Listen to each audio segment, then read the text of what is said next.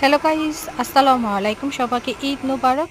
ঈদের দিন সকালে আমি কি করেছিলাম, আমার একটা ছোট্ট ব্লগ নিয়ে এসেছি। অনেকদিন ব্লগ করা হচ্ছে না বা ভিডিও দেওয়া হচ্ছে না, অনেক বড়।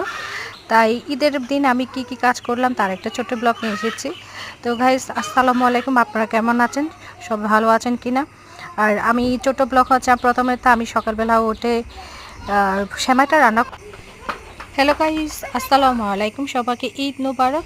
ঈদের দিন সকালে আমি কি করেছিলাম, আমার একটা ছোট্ট ব্লগ নিয়ে এসেছি। অনেকদিন ব্লগ করা হচ্ছে না বা ভিডিও দেওয়া হচ্ছে না, অনেক বড়। তাই ঈদের দিন আমি কি কাজ করলাম তার একটা ছোট্ট ব্লগ নিয়ে এসেছি। তো গাইস, আসসালামু আলাইকুম। আপনারা কেমন আছেন? সব ভালো আছেন কিনা? আর আমি ছোট্ট ব্লগ হচ্ছে, প্রথমে তো আমি সকালবেলা উঠে সেমাইটা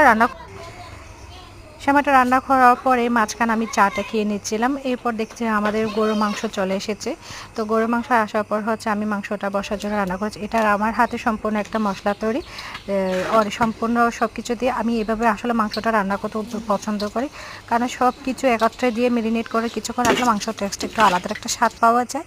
সেক্ষেত্রে আমি এভাবে রান্না করেছি। দেখুন, আমি সব কিছু উপকরণ দিয়ে একসাথে তারপর মেখে মেরিনেট করে রাখলাম গরুর মাংসটা।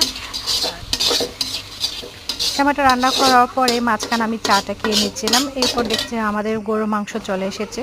তো গরুর মাংস আসার পর হচ্ছে আমি মাংসটা বসার জন্য রান্না করছি। এটা আমার হাতে সম্পূর্ণ একটা মশলা তৈরি, সম্পূর্ণ সব কিছু দিয়ে আমি এভাবে আসলে মাংসটা রান্না করতে পছন্দ করি।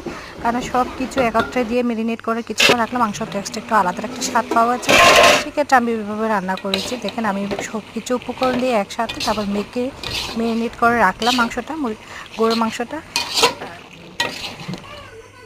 আমি প্রায় আধা ঘন্টা পর্যন্ত এটা রেস্টে রাখলাম। পরে আমি এটার জিরা ফাঁকি দিয়ে তারপর হচ্ছে আমি সব কিছু একত্রে দারচিনি, জিরা, তারপর হচ্ছে রসুন, এগুলো সব কিছু দিয়ে তার মধ্যে একটু কষিয়ে নেবো। সাথে পেঁয়াজটাও দিয়ে দেবো। এভাবে রান্না করে আসলে পেঁয়াজটা যখন একটু ভালো মতো কষিয়ে আসবে তখন আমি মাংসটা বসিয়ে দেবো।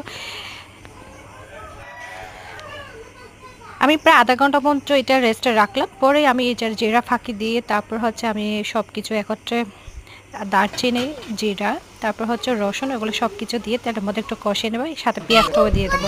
এভাবে রান্না করে আসলে পেঁয়াজটা